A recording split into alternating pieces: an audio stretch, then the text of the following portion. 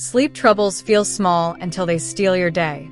Below are 7 common mistakes parents make that quietly wreck children's sleep. Why each one matters, how it shows up, and practical fixes you can start tonight. I'll keep it real and actionable so you can try one change at a time. 1. Inconsistent sleep schedule. Kids, especially babies and young children, run on biological clocks. When bedtimes and wake times swing wildly between weekdays and weekends, their circadian rhythm can't settle.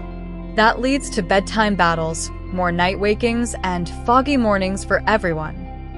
How it shows up. One night they sleep at 7 p.m., then 9 p.m. the next. Naps start shifting and then evaporate. Mornings become a train wreck.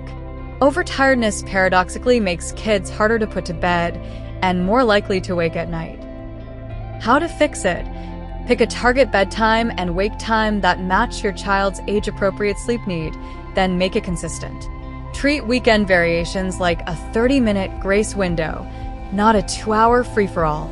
Use a visual clock, sticker chart, or a consistent pre-bed routine to anchor the schedule.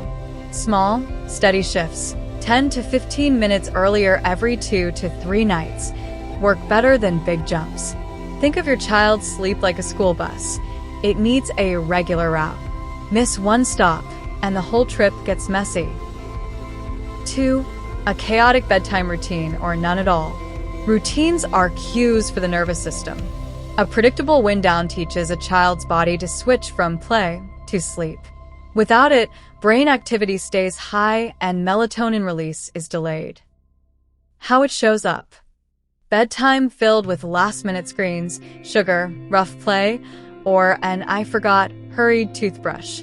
Kids resist, stall, or get super wired at lights out. Fix it. Create a calm 20 to 40-minute routine with the same order every night. Low-energy play or bath, if used. Pajamas, brush teeth, story, or quiet talk, dim lights, bed. Keep language consistent. 2 songs, then lights out, or story, song, night-night. Use transitional cues, a night light, a specific blanket, or a soft song that signal bedtime. If the child resists shortened choices, would you like the blue or yellow pajamas? To reduce negotiation. Tip: make the routine pleasurable. A high-quality connection increases cooperation. Keep excitement and lessons out of the last 30 minutes. For me, I usually spend some time with my kids, whenever it is possible, before they go to bed. This prevents them from chatting and chatting non-stop and helps them sleep on time. 3. Too much daytime sugar or late caffeine. Sugary snacks and caffeine, yes, even in chocolate, sodas, some medications, and iced teas, spike energy and reduce sleep pressure. The biological tiredness that helps nighttime sleep gets delayed. How it shows up: evening hyperactivity, difficulty settling, naps that become erratic, or frequent night wakings after a late sweet snack. So, limit concentrated sugar and caffeine after mid-afternoon. For toddlers, aim for no sugar after 3 to 4 p.m. Replace late sugary snacks with protein or fat plus complex carbs to avoid blood sugar spikes. Watch hidden sources, like flavored yogurts and chocolate. Practical exchange: swap the juice box before dinner for water or milk. Make the after-school snack balanced to prevent that late crash and binge. 4. Screen time too close to bedtime or overstimulating content. Blue light suppresses melatonin. Fast-paced shows and games trigger arousal. Even if a child seems tired after screens, their brain may be primed to stay awake. Kids who watch a show or play tablets right before bed take longer to fall asleep, have shorter deep sleep, and wake more at night. Institute a screen curfew. No screens for little kids, 60 to 90 minutes before bedtime for older kids if possible. Replace that hour with quiet, low-stimulation activities. Puzzle time, reading, coloring, or a wind-down chat. If digital is required, e.g., for routine video calls with distant relatives, keep content calm and dim the screen brightness. Consider blue light filters and night mode as partial help, but nothing beats no screen. 5. letting naps crumble, either too long/late or abruptly cut. Naps balance daytime sleep pressure. Too long or too late naps push bedtime later. Too little nap time makes a child overtired, which can lead to fragmented night sleep and early wakings. How it shows up: a toddler who naps until 5 p.m. struggles at bedtime. A preschooler skipping naps becomes a meltdown machine and still sleeps poorly overnight. How to fix it: match nap length and timing to age. Newborns nap frequently. Toddlers typically need 1 to 2 hours in the early afternoon.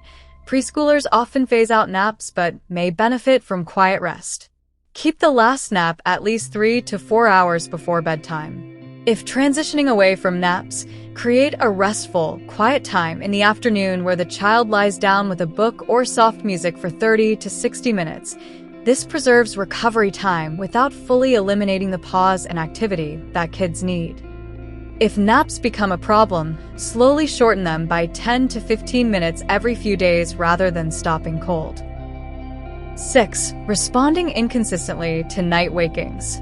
Children test boundaries. If sometimes they're carried back to bed, sometimes ignored, sometimes given extra drink or screen time, they learn to wake to get a different outcome. Consistency teaches them how to self-settle.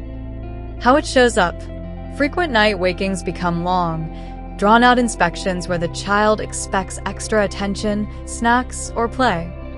Fix it: decide a consistent approach. For habitual wakings due to comfort seeking, use brief reassurance without making it stimulating.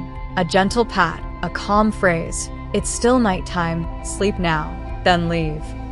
Avoid starting new strong reinforcements like offering water, snacks, or devices at night. If you're sleep training, pick a method that fits your family: gradual check-ins, chair method, controlled crying, etc., and stick with it for at least 1 to 2 weeks to allow rhythms to reset. If waking is due to physical needs, hunger, wet diaper, pain, address the need quickly but return to the same calm, minimal interaction each time. 7. Sleep environment problems: light, noise, temperature, or too many toys. Why it matters: sleep is sensitive to the environment. Bright rooms delay melatonin. Noisy or chaotic spaces cause micro-awakenings. Rooms that are too hot or too cold interrupt comfortable sleep. Overstimulating bedding or too many toys can make the bed feel like a play zone. How it shows up: frequent short wakes, difficulty falling asleep, a child who insists on lights on, or a certain toy that becomes a sleep crutch. How to fix it: aim for a cool, dark, quiet bedroom. Use blackout curtains or a shade to block early morning light. Keep the room around 18 to 21 degrees Celsius, 64 to 70 degrees Fahrenheit, depending on your local climate and clothing. Limit toys in the bed. Reserve the bed for sleep and cuddle, not active play. If the child needs a comfort object, pick one small item and make it this sleep-only friend. Small changes matter. Swap a bright night light for a dim red/orange one if needed. Remove competing light sources, chargers, blinking devices, and test small temperature adjustments to find what the child sleeps best in. Quick plan you can try this week. Pick one mistake from above that fits your home. For the next 7 nights, set a consistent bedtime within 30 to 45 minutes daily. Run the same 25 to 30-minute calming routine before bed. Remove screens 60 minutes before lights out and skip sugary snacks after mid-afternoon. Keep night interactions brief and consistent. Try this focused approach for 1 week and watch for small improvements. Sleep rarely flips overnight, but steady habits add up fast. If this helped, hit subscribe for more simple, practical parenting tips. Tell me in the comments which of the 7 you'll fix first.